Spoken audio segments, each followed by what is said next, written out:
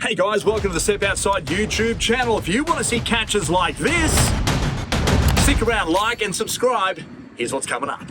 Hey guys, a good cut of meat that you see around many butchers these days, of course, is the cattleman steak, or what we call the tomahawk. Generally, you've got a big bone coming out here. The thing is huge. You'd see it on Fred Flintstone back in the old days. But I guess there's a certain way you've got to prepare and cook this. And today I am joined by barbecue expertise himself, Cam Housey from Cam's Q. Mate, welcome to the show again. Tell me about this.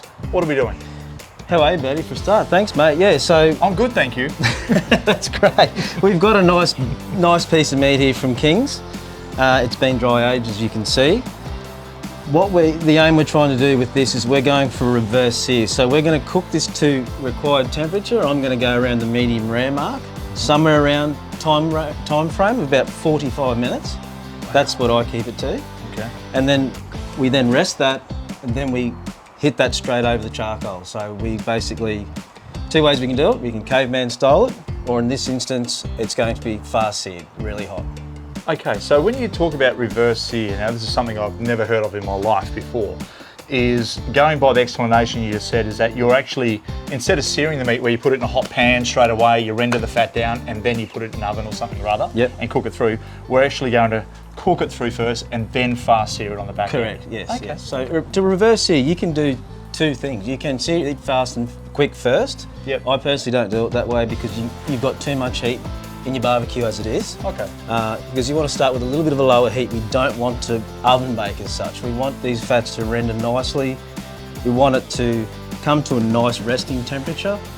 And then, as I said, we rest it, then I sear it. Take it away. Okay, so what we do, this is quite a nice cut from King's. Vince has done a great job of this. I think I might just do a little bit of a trim here, nothing fancy. I've got a rub here. It's a SPG rub, salt, pepper, garlic. Let's bring this to as close to room temperature as you can get.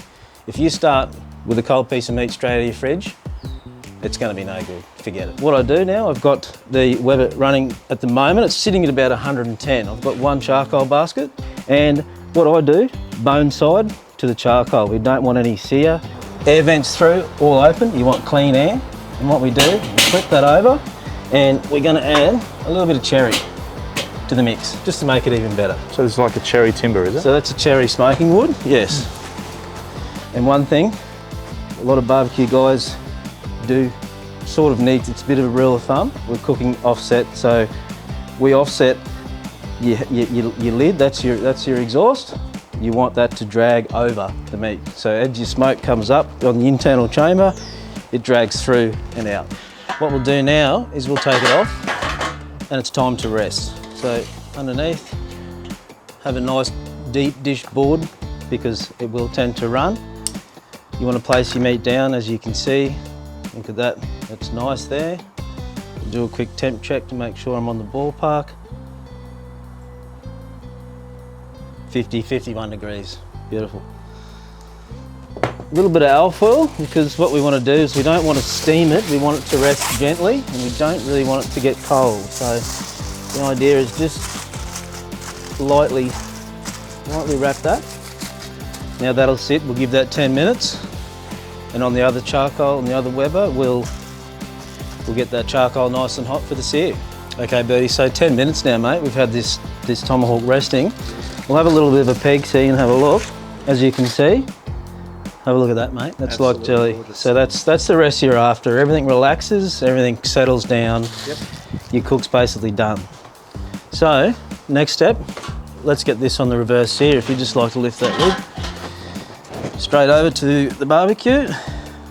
Excuse fingers. Straight on top of the and cone. Straight on top. So mate, how long do we cook this for, and do we need the lid off or on? Okay mate, for starters, lid off. Get some more oxygen there, keep that charcoal nice and hot. We want a clean burn. A couple of minutes aside. We want that nice barbecue crispness, that flavour. Let that fat render down and burn. It's great.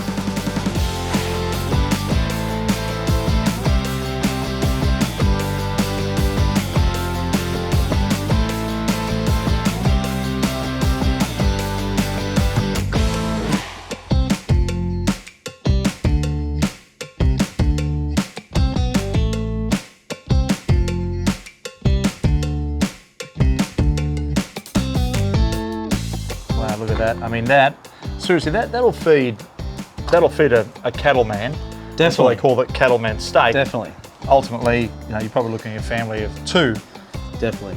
It's one of those things. Some baked beans for the kids.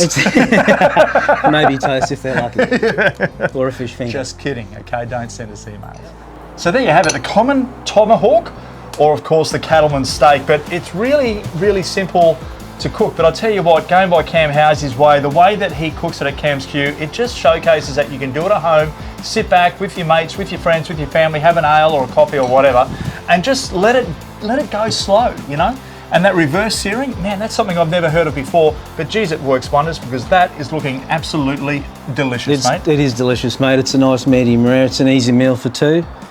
Off you go. Happy days. Happy barbecue. Summer. Bring it on. And the flies. Yeah, no, I'm trying to get rid of them. And of course, thanks for watching Step Outside YouTube channel for lots of cooking and fishing action. Like, subscribe, and of course comment for more catches like this and cooking recipes.